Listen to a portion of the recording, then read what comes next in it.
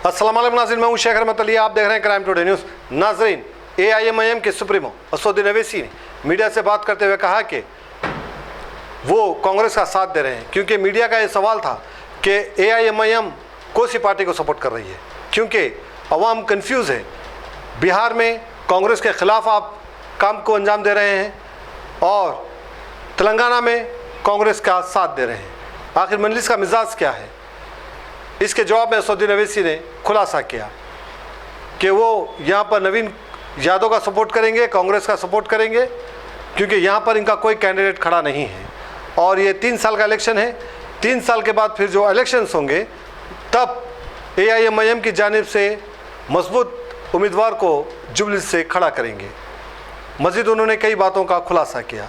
बहरहाल अवाम में जो कन्फ्यूजिंग थी कि क्या मजलिस का उम्मीदवार यहाँ खड़ा होगा या फिर कांग्रेस को, वहाँ पर कांग्रेस के अगेंस्ट है बिहार में और तेलंगाना में, हैदराबाद में कांग्रेस को सपोर्ट कर रहे हैं, तो ये क्या माजरा है?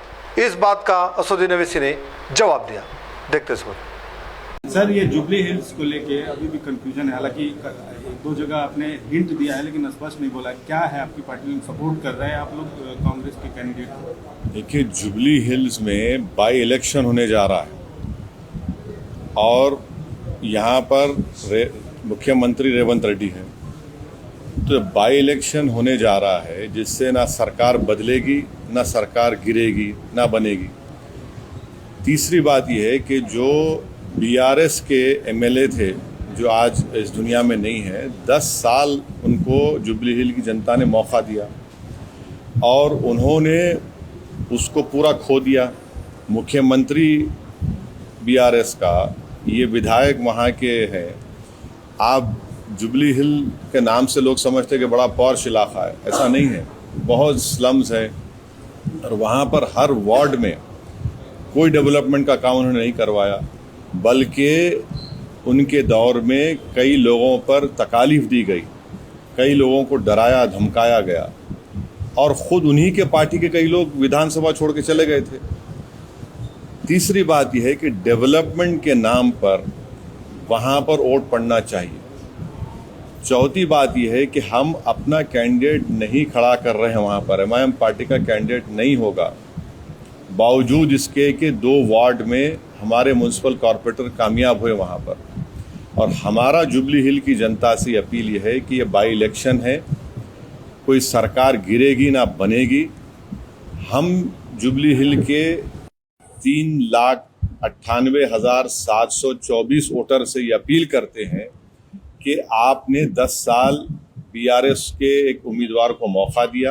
वो बीमार थे 2023 के विधानसभा के चुनाव में और बीमारी की हालत में भी गैर ज़रूरी BRS ने उनको अपना कैंडिडेट बनाया, मगर अब की बार वो एक जुबली हिल की डेवलपमेंट के लिए तमाम वोटर से अपील कर रहे हैं कि वो एक नौजवान नवीन यादव को अपने वोट दें ताकि वो जुबली हिल में डेवलपमेंट ला सके।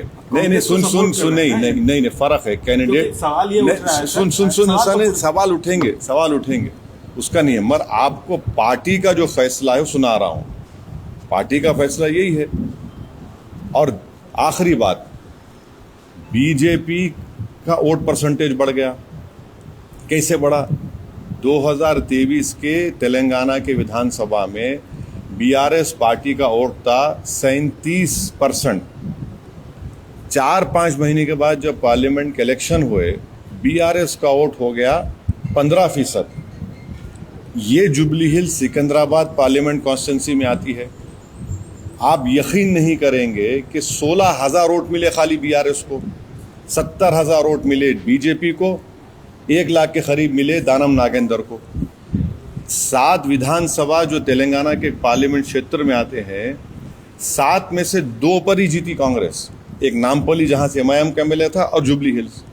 तो ये जनता को ये देखना है, BRS का वोट गिर चुका है, BJP का वोट बढ़ा है और इसीलिए पार्लियामेंट के चुनाव में एक भी MP BRS का नहीं कामयाब हुआ है।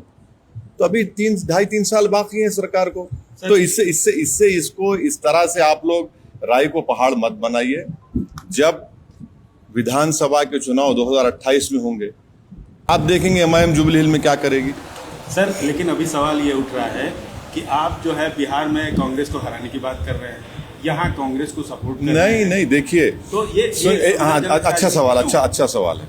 बिहार में अख्तरुल ईमान साहब ने, एमआईएम पार्टी ने लालू प्रसाद यादव को एक लेटर लिखा, जनाब खरगे साहब को लेटर लिखा, सीपीआई एमएल के जो लीडर है उनको लिखा, और सीपीआई के लीडर को लेटर लिखा। लिखकर क्या कहा कि हमको शामिल करिए। फिर तेजस्वी यादव को लेटर लिखकर कहा कि हमको 6 सीट दीजिए। यहां पर सरकार बनाना है। बाई इलेक्शन की एक सीट को आप बिहार के 200 से ज्यादा विधानसभा की सीटों से मत मिलाइए, और यहां पर गवर्नमेंट बनाना है बिहार में। तो हमने लेटर लिखा, वो लोग तैयार नहीं हुए, तो हम अपना चुनाव लड़ेंगे ना। हम तो 5 एमएलए वहाँ पर कामयाब हो चुके हैं हमारे, तो हम लोग वहाँ पर चंद्रशेखर आज़ाद रावण की पार्टी के साथ, जनाब स्वामी प्रसाद मौर्य साहब की पार्टी के साथ हम अलायंस में लड़ रहे हैं। तो इसको एक बाई इलेक्शन को उठाकर अगर आप कोई देख रहा है, तो मैं उनकी सियासी इमेच्योरिटी पर कुछ नहीं कह सकता।